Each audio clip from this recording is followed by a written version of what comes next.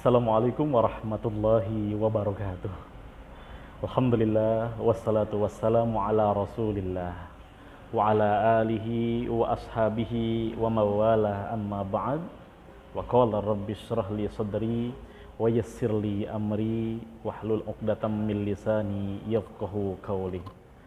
Anak-anakku kelas 10 SMK IP Yakin yang Bapak banggakan, pada pembelajaran kali ini kita akan membahas satu tema di dalam pembelajaran pendidikan agama Islam dan budi pekerti kelas 10, yaitu tentang iman kepada Allah. Maka Bapak beri tema, Bapak beri judul, yaitu Aku Selalu Dekat dengan Allah Subhanahu wa Ta'ala. Mari kita mulai pembelajaran kita dengan membaca ayat Al-Basmalah. Bismillahirrahmanirrahim. Yang pertama, ini adalah kompetensi dasar dari bab ini.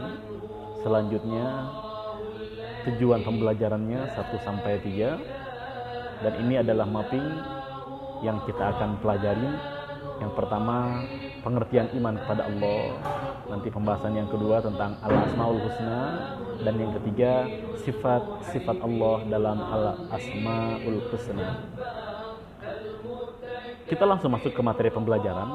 Yang pertama yaitu pengertian iman kepada Allah Subhanahu wa Ta'ala, di mana secara bahasa iman itu adalah percaya atau membenarkan atau meyakini. Sedangkan menurut ilmu tauhid yang Allah tuntut kepada kita dalam iman itu sendiri adalah kepercayaan yang diyakini kebenarannya dalam hati, kemudian diikrarkan secara lisan dan direalisasikan secara perbuatan. Maka iman seseorang akan menjadi betul, sahih, sah, tidak batil, tidak cacat di hadapan Allah ketika iman tersebut telah menempati 3 aspek. Aspek yang pertama yaitu aspek hati dengan pembenaran iman tersebut. Aspek yang kedua yaitu aspek lisan, diikrarkan iman tersebut. Dan yang ketiga yaitu dibuktikan, direalisasikan dalam perbuatan. Adapun ayat Al-Quran yang menjelaskan tentang Al-Asma Al-Husna Allah Subhanahu wa Ta'ala sebagaimana tertera di dalam surat Al-A'raf ayat 180. A'udzu billahi minasy syaithanir rajim. Bismillahirrahmanirrahim. Walillahil asmaul husna fad'uuhu biha wa dharul ladzina yulhiduna fi asma'ih sayujzauna ma kanu ya'malun. Hanya milik Allah Al-Asmaul Husna, maka bermohonlah kepadanya dengan menyebut nama Al-Asmaul Husna itu, dan tinggalkanlah orang-orang yang menyimpang dari kebenaran dalam menyebut nama-namanya. Nanti mereka akan mendapatkan balasan terhadap apa yang telah mereka kerjakan. Selanjutnya, dalam satu hadis yang diriwayatkan oleh Al-Imam Al-Bukhari, Rasulullah Shallallahu Alaihi Wasallam bersabda, Inna lillahi tis'atan wa tis'ina isman mi'atan illa wahidan man ahsaha dakhalal jannah. Sungguhnya Allah Subhanahu wa Ta'ala memiliki 99 nama, 100 kurang 1. Barang siapa yang menghafalkannya, maka ia akan masuk ke dalam surganya Allah. Ayo kita berlomba-lomba untuk menghafal Al-Asmaul Husna Allah, dari Ar-Rahman, Ar-Rahim, Al-Malik, Al-Qudus sampai terakhir Ar-Rasyid, Asy-Syabur. Selanjutnya, pengertian Al-Asmaul Husna. Apa itu Asmaul Husna? Asmaul Husna adalah nama-nama Allah yang baik. Cara lain untuk mengenal Allah adalah dengan menyebut dan memahami nama-namanya yang baik serta sifat-sifatnya yang luhur dan agung. Jadi dengan memahami dan menyebut nama-nama Al-Asmaul Husna Allah itu, manusia tentunya dapat mengenal Allah. Mengenal Allah, kenali sifat-sifatnya. Mengenal Allah, kenali dari Al-Asma Al-Husna. Bagaimana kita cinta kepada Allah sedangkan kita tidak kenal sifat-sifat Allah Subhanahu wa Ta'ala dalam Al-Asma Al-Husna. Maka dari 99 nama Al-Asmaul Husna tersebut, kita tidak bahas semua, tapi pada bab ini hanya dibatasi dengan 7 asma al-husna Allah Subhanahu wa taala. Yang pertama Al-Karim, yang Maha Pemurah, Al-Mu'min, yang Maha Pemberi rasa aman, Al-Wakil, yang Maha mewakili atau memelihara, Al-Matin, yang Maha kukuh atau kuat, Al-Jami, yang Maha mengumpulkan, Al-Adl, yang Maha adil, dan Al-Akhir, yang Maha akhir. Pembahasan yang pertama yaitu Al-Karim. Apa Al-Karim? Allah Maha Pemurah, Allah Maha Dermawan. Hal ini yang disebutkan dalam firman Allah pada surat Al-Infitor ayat 6. Ya ayyuhal insanu ma gharraka birabbikal karim. Wahai manusia, apa yang telah memperdayakan kamu berbuat durhaka terhadap Tuhanmu yang Maha Pemurah? Maka dari Al-Asma Al-Husna Allah Al-Karim, yang Maha Dermawan, yang Maha Pemurah ini dapat kita ambil pelajaran, minimal 4 pelajaran. Yang pertama, bahwa Allah Maha Pemurah dan Maha Pemberi, tidak pernah berhenti pemberiannya. Yang kedua, manusia tidak boleh putus asa dalam kedermawanan Allah jika miskin dan dalam harta. Allah tidak mungkin memberikan kita kurang harta tanpa Allah memiliki alasan, karena Allah mungkin cinta terhadap hamba tersebut. Yang ketiga, manusia yang berharta hendaknya tidak sombong dan harus bersifat dermawan. Karena apa? Allah sudah mencontohkan kepada kita bahwa Allah kaya, tapi Allah tidak kikir. Allah karim, Allah itu Maha Dermawan. Dan yang keempat, kita bersyukur atas limpahan nikmat yang Allah berikan kepada kita semuanya. Yang kedua, Al-Matin, Allah Maha memberi rasa aman. Hal ini Allah jelaskan di dalam surat Al-An'am ayat 82. Alladzina amanu wa lam yalbisu imanahum bizulmin ulaika lahumul amnu wa hum muhtadun.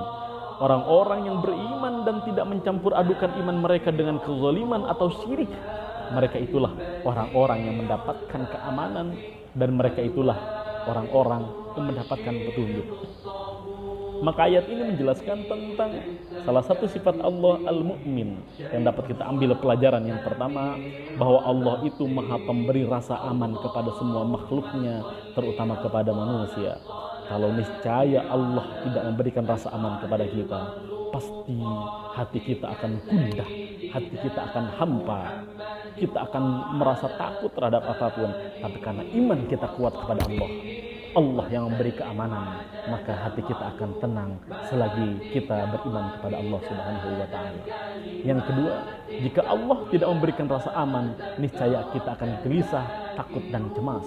Yang ketiga, berdoa dengan menyebut nama Al-Mu'min, ya Mu'min, ya Mu'min, ya Mu'min, berarti kita mohon perlindungan dari fitnah, bencana dan siksa. Allah yang melindungi kita itu semua. Yang keempat, seorang yang beriman harus menjadikan orang yang di sekelilingnya aman dari gangguan lidah dan tangannya. Dia merasa beriman, tetapi tetangganya merasa terganggu, temannya merasa terusik dengan kehadirannya, maka dia tidak beriman kepada Al-Mu'min, kepada Allah Subhanahu wa taala. Yang ketiga yaitu Al-Wakil, Allah Maha mewakili atau memelihara. Hal ini ditegaskan dalam firman Allah pada surat Az-Zumar ayat 62. Allahu khaliqu kulli syai' wa huwa ala kulli syai'in wakil. Allah menciptakan segala sesuatu dan Dia memelihara segala sesuatu. Allah Subhanahu wa taala lah yang memelihara kita, yang mewakili kita semua, sehingga kita selalu berada dalam genggamannya dan pemeliharaannya. Maka ayat ini pula lah dapat kita ambil pelajaran, 4 pelajaran minimal. Yang pertama, bahwa Allah Subhanahu wa taala Maha memelihara dan memenuhi segala kebutuhan makhluknya, baik itu dalam urusan dunia maupun dalam urusan akhirat. Yang kedua, orang yang mempercayakan segala urusannya hanya kepada Allah akan memiliki kepastian bahwa semua akan diselesaikan dengan sebaik-baiknya oleh Allah Subhanahu wa taala. Yang ketiga, menyerahkan segala urusan hanya kepada Allah akan melahirkan sikap atau sifat tawakal kepada Allah itu sendiri. Yang keempat, ketika seseorang hamba telah merasakan kemahawakilan Allah Subhanahu wa taala, maka dia akan menyerahkan seluruh hidupnya, hidup dan matinya hanya kepada Allah yang Maha Al-Wakil. Yang keempat yaitu Al-Matin, Allah Maha Kukuh atau Maha Kuat. Hal ini Allah jelaskan dalam surat Az-Zumar ayat 58. Innallaha huwar razzaqu dzul quwwatil matin. Sesungguhnya Allah, dialah Maha Pemberi rezeki yang mempunyai kekuatan lagi sangat kokoh. Ayat ini menjelaskan kepada kita bahwa Allah Maha sempurna dalam kekuatan dan kekukuhannya. Tidak ada celah dalam diri Allah, itu sifat-sifat lemah. Yang kedua, seorang yang menemukan kekuatan dan kekukuhan Allah akan membuatnya menjadi manusia yang tawakal, memiliki kepercayaan dalam jiwanya dan tidak merasa rendah di hadapan manusia lain. Yang ketiga, Allah melarang manusia bersikap atau merasa lebih di hadapan saudaranya, karena sesungguhnya manusia itu lemah. Hanya Allah yang kokoh, hanya Allah yang kuat, maka tidak boleh kita merasa lebih di hadapan saudara kita. Yang keempat, beristiqomah, menengahkan pendirian, beribadah dengan kesungguhan hati, tidak tergoyahkan dengan bisikan menyesatkan, terus berusaha dan tidak putus asa, serta bekerja sama dengan orang lain. Yang kelima, yaitu Al-Jami', Allah Maha mengumpulkan. Hal ini Allah jelaskan dalam surat Ali Imran ayat 9. Rabbana innaka jami'un nasa liyaumin la raiba fih innallaha la yukhliful mi'ad. Wahai Allah Tuhan kami, sungguhnya Engkau mengumpulkan manusia untuk menerima pembalasan pada hari yang tidak ada keraguan padanya. Sesungguhnya Allah Subhanahu wa ta'ala tidak menyalahi janji. Allah Al-Jami. Dari ayat ini dapat kita ambil minimal 2 pelajaran. Yang pertama, bahwa sesungguhnya Allah Maha mengumpulkan atau menghimpun sesuatu yang bersebar atau terserak. Allah Maha menghimpun apa yang dikehendakinya. Yang kedua, Allah Subhanahu wa ta'ala menghimpun manusia di akhirat sama dengan orang-orang yang satu golongan di dunianya. Kalau kita di dunia ini bersama orang-orang yang penuh dengan maksiat, maka nanti Allah kumpulkan kita bersama orang-orang yang maksiat di sana. Kalau kita di dunianya sudah bersama orang-orang yang ahli ilmi, alim, ulama, nanti pasti di sana kita akan dikumpulkan di surga Allah bersama orang-orang tersebut. Karena kita akan dikumpulkan bersama orang yang kita cintai. Kita cinta terhadap ulama, maka kita pasti nanti akan berkumpul bersama ulama tersebut. Yang keenam yaitu Al-Adl, Allah Maha Adil. Hal ini Allah jelaskan di dalam surat An-Nahl ayat 90. Innallaha ya'muru bil 'adli wal ihsani wa ita'i dzil qurba wa yanha 'anil fahsya'i wal munkari wal baghi ya'izukum la'allakum tadhakkarun. Sesungguhnya Allah menyuruh kamu untuk berlaku adil dan berbuat kebajikan, memberi bantuan kepada kerabat, dan Dia melarang melakukan perbuatan keji, kemungkaran, dan permusuhan, memberikan pengajaran kepada kamu agar kamu dapat mengambil pelajaran. Dari ayat ini kita dapat mengambil pelajaran yang pertama, bahwa keadilan Allah Subhanahu wa ta'ala bersifat mutlak, tidak dipengaruhi oleh apapun, oleh siapapun, dan didasari oleh ilmu Allah yang maha luas. Yang kedua, sifat adil adalah sifat yang menempatkan sesuatu pada tempatnya. Jadi kalau kita tidak menempatkan sesuatu pada tempatnya, itu artinya kita tidak adil. Lawan dari adil adalah zalim. Orang yang tidak adil adalah orang zalim. Yang ketiga, keadilan Allah adalah sempurna, dan semua yang diciptakan dan ditentukan oleh Allah sudah menunjukkan keadilan yang sempurna. Ada laki-laki, ada perempuan, itu adalah bagian keadilan Allah. Ada siang, ada malam, itu adalah keadilan Allah. Ada rendah, ada tinggi, ada kaya, ada miskin, semua itu adalah keadilan Allah. Dan yang keempat, bahwa manusia harus bersikap adil dalam setiap keadaan, bagaimanapun, sekalipun kepada kerabat dekat. Tidak boleh kita memihak kepada orang-orang yang salah, sekalipun dia itu adalah orang kerabat dekat, sekalipun dia itu adalah orang tua kita. Yang selanjutnya yang kita bahas dalam Al-Asmaul Husna itu yaitu Al-Akhir, Allah Maha Akhir. Hal ini dijelaskan oleh Allah dalam firman-Nya surat Al-Hadid ayat 3. Huwal awwal wal akhir wal zahir wal batin wa huwa bikulli syai'in alim. Dialah Allah yang maha awal dan maha akhir, yang zahir dan yang batin, dan dia maha mengetahui segala sesuatu. Dari ayat ini dapat kita ambil pelajaran yang pertama bahwa Allah itu akhir dan tidak ada satupun selain Allah. Dia maha kekal tatkala seluruh makhluk hancur. Yang kedua, Allah maha berkehendak untuk menetapkan makhluknya yang kekal dan yang tidak kekal. Namun kekekalan makhluk itu tidak secara zat, tidak sama secara zat dan tabiatnya seperti Allah Subhanahu wa taala. Yang ketiga, orang yang mengimani al-akhir akan menjadikan Allah sebagai satu-satunya tujuan hidup, yang tidak ada tujuan hidup selain Allah al-akhir tersebut.